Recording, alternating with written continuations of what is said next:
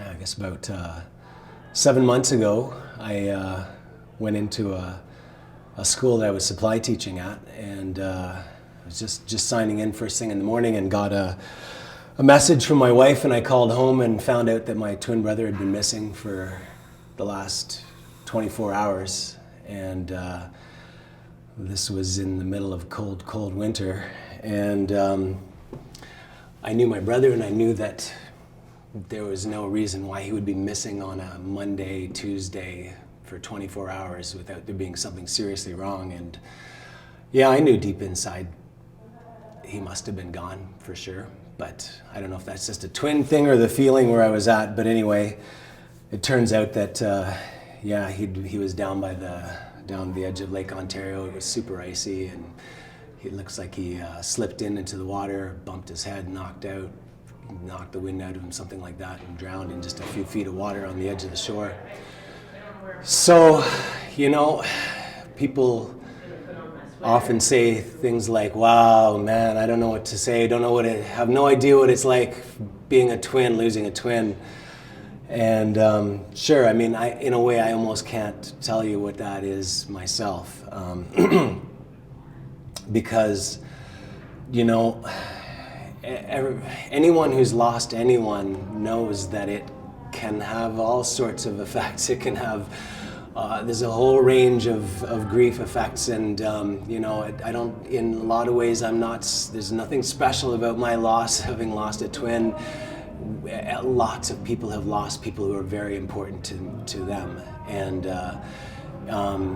I think, I mean, I know now that that big difference isn't just that we lived for 31 years together, or, you know, 31 years. It's not just that, because other siblings or other family could have done that as well. And it's not the shared DNA either. I think that's just a chemical thing. I don't think there's anything magic about that. I think what the real key is having spent 9 or 10 months in a womb together. And that may seem a little abstract, but I really believe that it's those 9 months just locked like that, starting from this and ending up just like that. And there's nothing in the world that compares with that at all. And so I got the feeling that for me, this grief will take a long time to really set in and show itself. So, you know, this last half year has been a blur. It's been numb. It's been painful. It's been, full of anger too. And, you know, those are all common things for anyone who's lost someone close to them. Totally common. And, you know, sometimes you feel like maybe there's not anything worth living on for when you lose someone so important. I mean, luckily I wasn't there. I didn't feel like that. I've got a couple of wonderful kids and wife and family that I would never do that to them, and I knew that Doug would never do that to any of us either. And but what it leads to is that, you know, at least for me anyway, a kind of a paralysis, and it's taken a long time just to sort of, I guess, I don't know what it is, but some people might say moving on or something, to be able to, I guess for me it's been just settling in that it's really true, that he really is gone, and really beginning to grieve, I think. So I feel like now, 7 months later, that I'm at a place where I'm, you know, here I am getting ready to do a show, singing some Johnny Cash songs, and you know, that's it's taken a long time just to step out and be out in public and be around people who say things like, hey, how's it going? Or how are you? And you know, for a long time I hated that. I couldn't stand when someone would say, how are you? And I think, really? You got a half an hour? Because don't bother asking if you don't.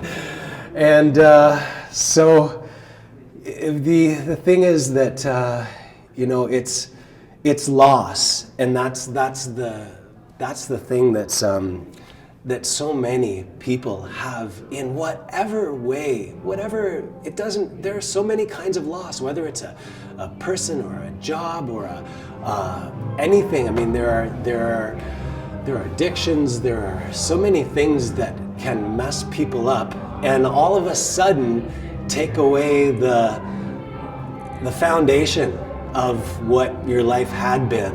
And when that rug pulls out from under your feet, you know, you gotta hope that there are people around that can get you through that, because, you know, that has been the case. That has been the case, to be surrounded by people who are willing to do whatever it takes to help out and try and help you make ends meet. And if you don't have that, then I just feel really sorry for people who don't have someone to turn to, or think they don't have someone to turn to, and if they, you know, if they're in rough times, wow, I hope that people realize that there are people out there. It may be hard to find them. It may be hard to know that there is somebody out there that can make a difference, but there are people out there like that,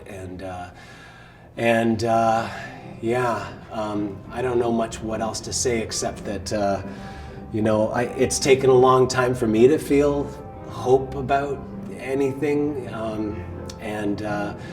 but I'm there, and starting to pull pieces back together again, and yeah, I just hope that anyone out there listening and seeing something similar in their own lives, I hope they hold out and find the people that can get them through these rough straits.